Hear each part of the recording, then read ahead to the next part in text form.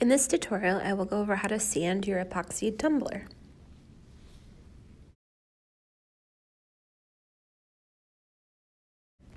Before you sand, you want to make sure that you have plenty of epoxy over your glitter. If you do not have enough epoxy covering your glitter, as you sand, you can actually sand down to the glitter and sand the color off the glitter. So before you sand, you do want to make sure you have at least a good coat, if not two, if you've used less epoxy and it's not as thick. Right here, I am sanding the rim of the cup, and I want to make sure that I'm getting it super smooth for the last coat of epoxy. I do this to make sure that the final coat, there is no flaws with how it looks, so that the rim and the rest of the cup is smooth. I do use a 400 grit wet dry sandpaper, and I'm just taking it along just that top of the rim as well as the front of the rim. And you just want to make sure that there's no pokies or anything that are going to feel bad.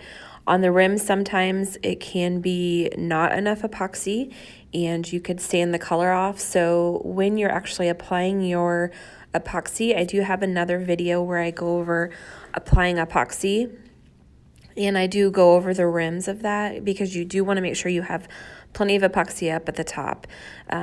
There are some glitters that when you sand it, you're not going to sand the color off, but the craft glitters as well as the less expensive non-polyester glitters are going to sand that color right off. So you want to be very careful.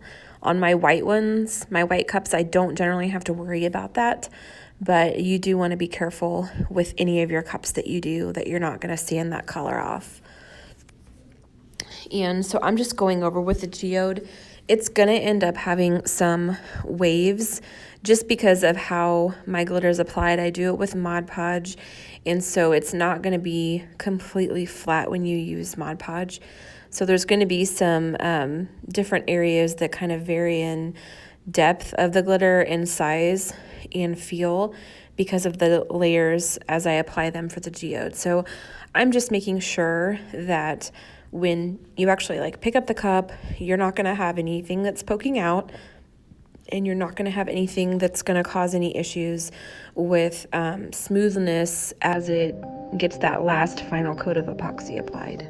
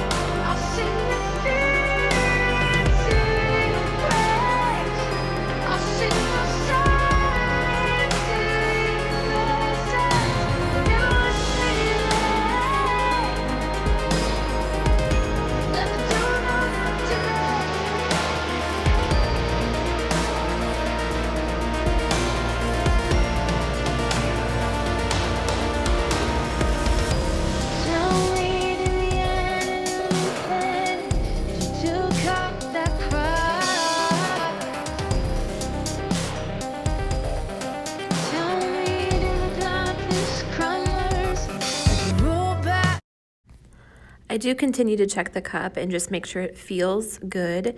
And once it feels good and I'm happy with how it feels and that there's no bumps sticking out or anything, then I do consider it done. I do just keep rinsing off the sandpaper and then also rinsing off the cup to make sure there's no residue so that I can actually feel it well and know that what I'm feeling isn't just residue left on the cup. And that way I can make sure that my sanding is a good job and it's actually working. So just wanted to let you know about that.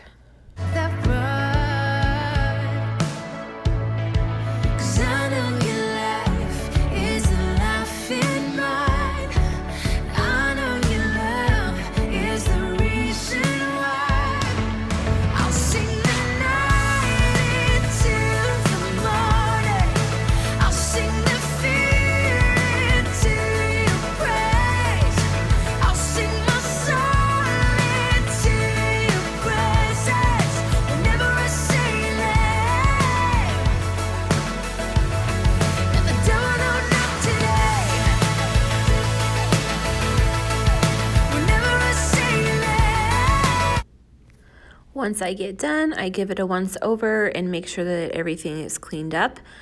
At this time also is when I would clean up the inside if any paint or anything got inside there, because once I get that final coat of epoxy on, I want it to be done and I don't want to have to clean up anything and ruin that final coat of epoxy. So this is when you would use your acetone, clean up at the inside of the rim if there's anything in there, and just make sure everything is cleaned up and ready to go for that final coat of epoxy at this point.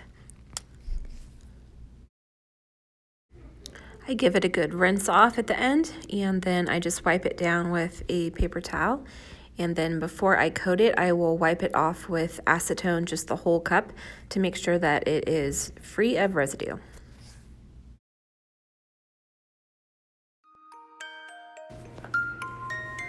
Thanks for watching. Like and subscribe if you'd like to see more. Drop me a comment if you have any questions.